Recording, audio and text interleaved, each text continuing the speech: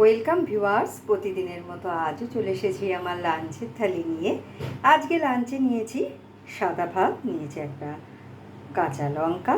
প্রথম পাতে খাওয়ার জন্য নিয়েছি উচ্ছে, আলু, পেঁপে ও কাঁচকলা বড়ি দিয়ে একটা শুক্তো, যেটা আমি রাঁধুনি ফোড়ন দিয়ে রান্না করেছি। আর দিয়েছি একটু আদা বাটা, আর নামানোর সময় দিয়েছি একটু ভাজা জিরের গুঁড়ো। নিয়েছি একটা ইলিশ মাছ ভাজা, আর নিয়েছি পাবদা মাছের ঝাল, যেটা আমি সর্ষে পোস্ত ও কাঁচা লঙ্কা বাটা দিয়ে রান্না করেছি। মাছটা ভেজে তুলে নিয়ে ওই তেলের মধ্যে কালো জিরে ও কাঁচা লঙ্কা ফোড়ন দিয়ে সর্ষে পোস্ত কাঁচা লঙ্কাটা বাটা দিয়ে একটু নাড়াচাড়া করে ওর মধ্যে নুন হলুদ দিয়ে আর ভেজে রাখা মাছ দিয়ে আমি এটা তৈরি করেছি। আর নামানোর সময় দিয়েছি একটু কাঁচা সর্ষের তেল। আর শেষ পাতে আজকে খাওয়ার জন্য নিয়েছি একটা রসগোল্লা।